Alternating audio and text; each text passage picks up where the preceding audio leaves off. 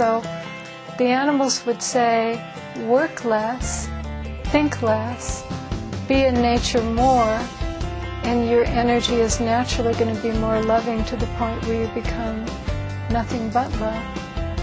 It's all simple. And to stop killing them. Absolutely no creature wants to be killed and eaten.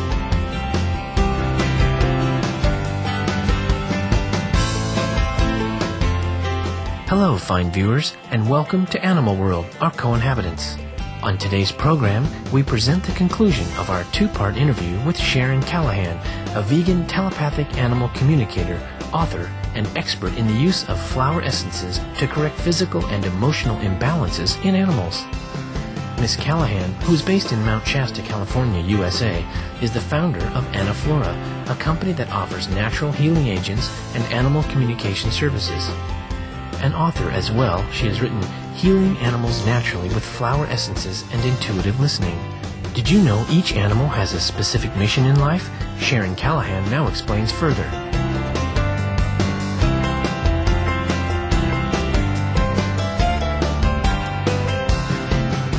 And, you know, if you walk down any neighborhood street and you see a cat or dog in the yard and you're sensitive, you can see that they're doing something very special. You know, the dog is guarding the yard, the cat is monitoring energies and things. So to me, every animal is performing a real sacred ministry. They're all service animals, an example to us that we should all be of service. And again, hopefully one day someone will take into account really listening to the animals and what their particular gift of service is. And dolphins heal whether we're having them do that or not. They are love, and that love goes where it's needed. Through her many years of experience as an animal communicator, Miss Callahan has learned that all of our fellow beings are models of devotion and love. However, she says that whales are unique in this respect. They aren't loving, they are love. And I think it's one of the reasons that whales are as big as they are, because there's a lot of love there moving in the oceans. I feel Master Ching Hai is absolutely correct that I feel without whales in the ocean, we wouldn't still be here. They hold such a vibration of love that it makes up for what we're so sorely lacking. So they are love. They absolutely are love incarnated. They look upon us as children, the newcomers on the earth. I mean, in Earth time, human beings have only been here about 4 minutes. If you look at the whole span of Earth and how it's evolved.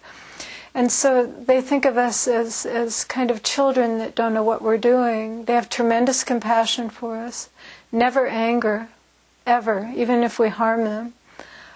Tremendous compassion. They'd like us to hurry up a little bit because we're really ruining things. But very much compassion like a mother would show a child. And the reason that we're ruining things, ruining the earth, ruining the environment, ruining our own bodies, is that we've simply separated ourselves out from the animals. For one thing, we forget that we are animals also. We're a human animal. So that we've separated ourselves from the animals, from the plant life, from the earth itself. We think way too much. The ego's the problem. And people misunderstand often what the ego is. It's simply the judging mind that says this is a dog, this is a cat. But it's that part of our mind that judges everything and then causes artificial separation from everything that is. And literally there's no distance between us. It's all illusory. And so it's the ego self that gets in the way absolutely of 100% love. On occasion, groups of dolphins suddenly beach themselves and perish, or thousands of fish die all at once. We asked Miss Callahan to comment on these troubling events. The ocean has become poison. Anything that lives in the ocean is just screaming because it's polluted, it hurts their eyes, it's incredibly noisy. almost to the point where it drives them crazy. It absolutely may be that a certain group of fish, for instance, simply can't stand to be in the ocean anymore. It's like being in a sea of poison, and so they all leap out. But I think for all of the species that disappear from the earth, they're disappearing for one reason only, because we don't love them enough. We don't love them enough to do what's right. We're not loving them, we're not considering that that's their home, and that it was also our home. We came out of the ocean, and I feel that dolphins really they're the ocean people. They're the people that didn't come out. When dolphins beach themselves somewhere, it's not by accident, and it's not that they're sick, and it's not that they can't find their way. It's that it often brings out the best in people. It brings people into their hearts. People go to help. It's often that that particular area of the world needs an infusion of love, and they're willing to sacrifice themselves to give that. And so whales and dolphins and other, incredibly brilliant animals of the sea, wish we would just not think so much, that we would let the energy settle into our hearts to become love. Humankind can also learn an important lesson from the peacocks. Peacocks are very interesting because there's a legend in Hinduism that all peacocks began white. And peacocks can eat things that are poison and it doesn't hurt them. So the legend is that peacocks roam the world eating up the poison, and the eating of the poison gives them the color. And a peacock also stands for enlightenment. So to me, a peacock is not only a fantastic image for the enlightened state, but it's also what we should be doing. We need to go clean up our mess. We need to go out into the world and eat up those poisons that we've put out. Not literally taking it into our body, but doing the cleanup work. And we can. If everybody did it, we'd have it cleaned up in no time. So peacock is a wonderful example of that. Sharon Callahan has always loved animals and been sensitive to any violence against them. She decided to try to become a vegetarian at age 5 after realizing the packages sold at a meat counter were parts of animals. Today she avoids all animal products.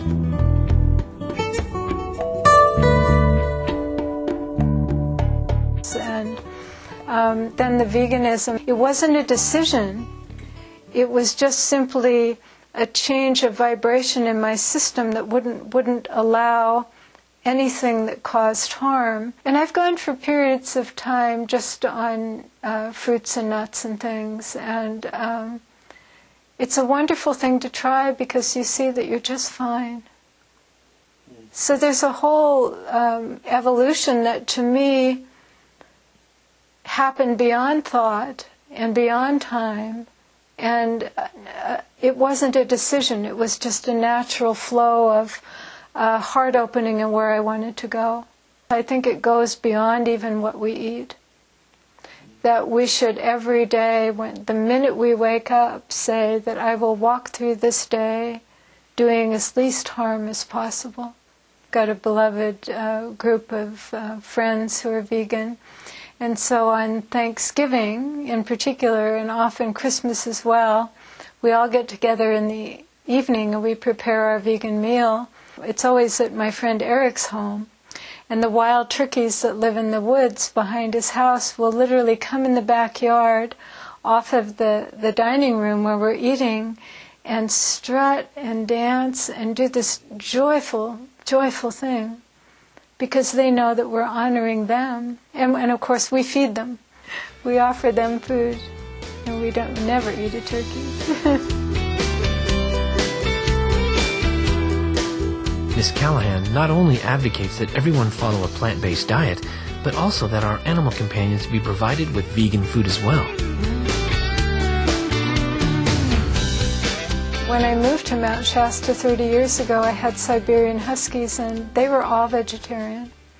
And my oldest one was 15, which was for a husky very, very old. They did fine.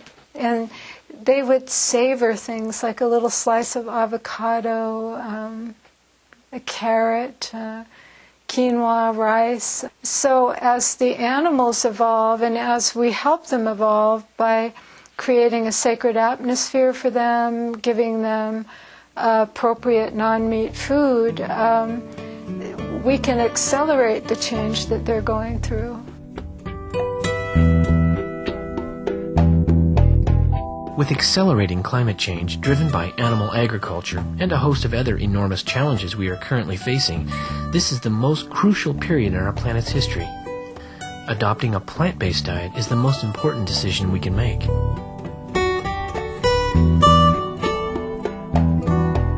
I feel that the entire earth is like almost encapsulated in like a fog or cloud of suffering that certainly includes the suffering of human beings, but more than anything, the suffering that animals that are killed by the millions every day. That energy of the suffering that they go through stays in a kind of band around the earth. So that if enough people became, vegetarian and then vegan, we would begin to dissipate that energy by simply balancing it. It hits me profoundly that every night when I go to sleep, millions of animals are just dying this horrendous death. In the daytime, you're doing other things. You can distract yourself with your work. But to me, sometimes I can't sleep when I think about it. But if we change, and we must, if we're going to save ourselves, it would begin to help the earth to emit the light that she should. It would move through that band of suffering that surrounds the earth. It would envelop it with love and forgiveness, and everything would change. I mean, literally, it is the one thing that will save us. May heaven bless you, Sharon Callahan, for your kind efforts on behalf of our animal brethren and for sharing your insights on how we can heal both them and our world. You exemplify love and compassion. May you help many more people understand the animal's deep, profound love for humankind and the importance of the vegan lifestyle. For more information on Sharon Callahan and Anaflora floral essences for animals, please visit www.anaflora.com. Miss Callahan's book, Healing Animals Naturally with Flower Essences and Intuitive Listening, is available at the same website. Thank you, gifted viewers, for your warm-hearted presence today on Animal World, our co-inhabitants. May all beings, large and small, soon live in harmony and peace in a vegan world. For more details, please see www.suprememastertv.com/AW.